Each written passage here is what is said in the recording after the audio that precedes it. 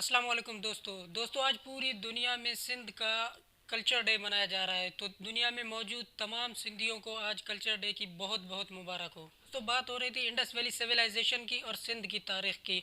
तो जैसे मैंने आपको पिछले वीडियो में बताया था, पिछली उसमें 8000 साल की हुकूमत में, तो आज हम स्टार्ट करेंगे यहाँ से कि पहली सदी से लेकर आज 21वीं सदी तक किस किस की हुकूमत रही इसमें और कौन कौन सी सल्तनत यहाँ पर आई। और दोस्तों, पहली सदी ईस्वी में सिंध में सबसे पहले सीथियंस ने मुख्तसर वक्त के लिए अपनी हुकूमत कायम की और उनके बाद कुशन सल्तनत आई, जिसके आसार हमें मीरपुर खास के एक मकाम काहू जो दड़ों पर मिलते हैं। तीसरी सदी में यहाँ पर सैसिनेट की हुकूमत रही। चौथी सदी में यहाँ पर गुप्ता आए, पाँचवीं में राय और छठी सदी में यहाँ पर ब्राह्मण्स की हुकूमत रही। और याद रहे कि राजा दाहिर भी इसी हुकूमत का हिस्सा थे। और सातवीं सदी में जब अरब में इस्लामिक रेवोल्यूशन आया तो वहाँ पर इस्लामिक हुकूमत कायम हुई और वहाँ पर बनु उमैया की हुकूमत रही। यहाँ पर सिंध में ब्राह्मण्स की हुकूमत थी, जबकि अरब में बनु उमैया की हुकूमत आई थी। जब बनु उमैया की हुकूमत आई तो उनके कुछ बागी ग्रोहों ने यहाँ आकर ब्राह्मण्स के यहाँ पनाह ली। तो ब्राह्मण्स ने उन्हें पनाह दी, जिसकी वजह से बनु उमैया और ब्राह्मण्स में तलख कलामी ज़्यादा हुई और उनमें आपस में ताल्लुकात ख़राब हुए। दोस्तों, यहाँ पर जो सिंध में मौजूद समंदरी डाकू थे, जिन्हें हम पायरेट्स के नाम से जानते हैं, इनको मौका मिला और इन्होंने बनु उमैया के जो अरब से आने वाले काफ़िले थे उन्हें लूटना शुरू कर दिया। तो बनु उमैया ने इसका इल्ज़ाम ब्राह्मण्स पर लगाया, जिसमें जंग छिड़ गई और हज्जाज बिन यूसुफ ने अपने नौजवान भांजे मोहम्मद बिन कासिम को अरब से एक बड़ा लश्कर देकर भेजा कि आप जाओ और सिंध को फतह करो। तो यहाँ पर उन्होंने रोड़ी के मकाम पर एक खूनख्वार जंग लड़ी, जिसमें मोहम्मद बिन कासिम को फतह मिली और उन्होंने सिंध फतह कर लिया। दोस्तों, अब्दुल्ला शाह गाजी वो पहले सूफ़ी थे जो इसी दौर में सिंध में आए और उन्होंने अपनी तालीमात से लोगों को मुतासिर किया और लोग जोक दर जोक इस्लाम में दाखिल हुए। अरब के बाद इस्लाम सबसे पहले सिंध में फैला, इसीलिए सिंध को बाबुल इस्लाम भी कहा जाता है। 8वीं सदी में यहाँ अब्बासियों का कंट्रोल रहा और अब्बासियों के जो लोग थे उन्होंने सबसे पहले जो एक अपने सर ढांपने के लिए पगड़ी का इस्तेमाल किया और उसके बाद सिंधी टोपी का इस्तेमाल करने लगे। 12वीं सदी में यहाँ तुर्कों की आमद हुई और सुल्तान महमूद गजनवी ने सिंध पर हमला किया और इसे अपनी सल्तनत में ले लिया। इसके बाद यहाँ पर दाता गंज बख्श, जिसे अली हिजवरी के नाम से भी जाना जाता है, वो ईरान से सिंध सिविलाइजेशन में तशरीफ़ ले। 13वीं सदी में जब ममलूक ने दिल्ली पे अपनी सल्तनत कायम की तो इसी दौरान सिंध पर सुमरो ख़ानदान का राज रहा और सुमरो ख़ानदान अरब के एक बादशाह से आए थे और सिंध पर मर मिटने की वजह से उन्हें सिंधी राजपूत भी कहा जाता है। तो इसी दौर में ये कि ईरान से ख्वाजा मोइनुद्दीन चिश्ती और लाल शाहबाज कलंदर यहाँ इंडस वैली सिविलाइजेशन में तशरीफ़ लाए। एक ने जाके हिंद बसाया तो दूसरे ने आके सिंध बसाया। दोस्तों, 14वीं सदी में यहाँ समा खानदान की हुकूमत रही और ठट्ठा के करीब इन्होंने अपना दारुल हुकूमत बनाया। इसी सदी में मकली कब्रिस्तान वजूद में आया, जो दुनिया का सबसे बड़ा कब्रिस्तान माना जाता है। 15वीं सदी में अरगून ने यहाँ पर सिंध में हुकूमत की, जो कि मंगोल सल्तनत का हिस्सा थे। 16वीं सदी में यहाँ अकबर बादशाह आया और उन्होंने अपनी सल्तनत यहाँ पर कायम की, जो कि मुगल सल्तनत कहलाती है। 17वीं सदी में हाला के मकाम पर एक सूफी बुजुर्ग शाह अब्दुल लतीफ़ भिटाई की पैदाइश। तो सिंध में आर्ट्स और म्यूज़िक को एक ख़ास अहमियत हासिल है।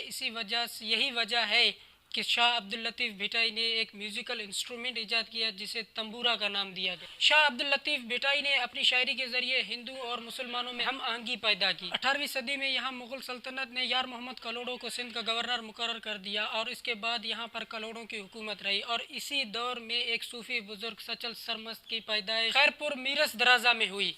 19वीं सदी में सिंध में टालपुर ख़ानदान का राज रहा और इसी दौरान मुग़ल सल्तनत का ज़वाल और ब्रिटिश राज कायम हुआ।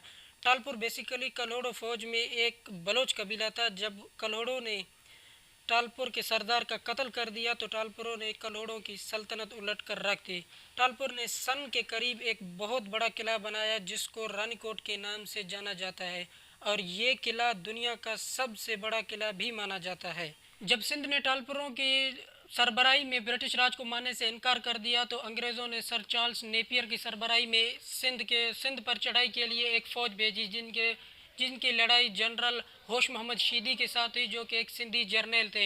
होश मोहम्मद जो थे वो बहादुरी से लड़े और जाम शहादत नोश पाई और उनकी बहादुरी का एतराफ़ खुद सर चार्ल्स नेपियर ने किया और उन्हें फ़ौजी एजाज़ के साथ हैदराबाद में जाकर दफन किया। दोस्तों, बरसग़ीर की तारीख़ में देखा जाए तो हैदराबाद अंग्रेज़ों के लिए बहुत भारी साबित हुआ, चाहे वो मैसूर का हैदराबाद हो या सिंध का हैदराबाद हो। मैसूर के हैदराबाद में टीपू सुल्तान लड़ा और सिंध के हैदराबाद में होश मोहम्मद शीदी लड़ा। मेरे हाल सिंध में आखिरी जो है आखिर में ब्रिटिश राज ही रहा और ये सिंध की जो सिविलाइजेशन है मुख्तलिफ सदियों में मुख्तलिफ तहजीबों के अंडर रही और इसी तरह इसमें बहुत सारी चेंजेस आती रही, जिनमें इनका लिबास, इनकी ज़बान और इनके रहन सहन में बहुत सारी चेंजिंग आई। तहरीक आज़ादी के वक्त इंडस वैली सिविलाइजेशन के लोग यानी कि कश्मीर, सिंध, खैबर, बलूचिस्तान और पंजाब को मिलाकर पाकिस्तान की शक्ल दे दी गई। तो अगर इंडस वैली सिविलाइजेशन का चौथा नाम पाकिस्तान हो तो इसमें कोई भी बड़ी बात नहीं। सिंधी टोपी अजरक आज भी इंडस वैली सिविलाइजेशन की एक शनाख्त मानी जाती है। हैरत इस बात की नहीं कि ये एक पावरफुल और रिच सिविलाइजेशन है, हैरत इस बात की है कि ये एक रिच और पावरफुल सिविलाइजेशन होने के बावजूद जब यहाँ के लोग सिंधी टोपी अजरक पहन कर लोगों से मिलते हैं तो हाथ बांध कर और आजिज़ी से मिलते हैं। ये एक लोगों को इज़्ज़त देने का एक बहुत ही अच्छा तरीका है।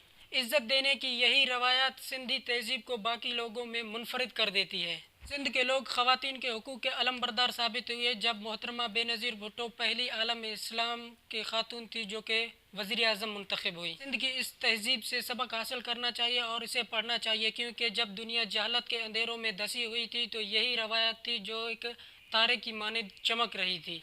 आज की तहसीब में भले ही हमारे खाने पीने, रहन सहन और ज़बान अलग है, लेकिन लोगों को इज़्ज़त देने की रवायत उतनी ही पुरानी है जितनी कि इंडस वैली सिविलाइजेशन की तारीख़ पुरानी है। दुनिया में यहाँ पर जो भी लोग आए इनकी आजिज़ी और बहादुरी देखकर यहीं के रह गए, चाहे वो अरब हों, अफ़गानी हों, पर्शियन हों, तुर्क हों या कोई भी हो, जो भी यहाँ पर आया यहीं का हो के रह गया।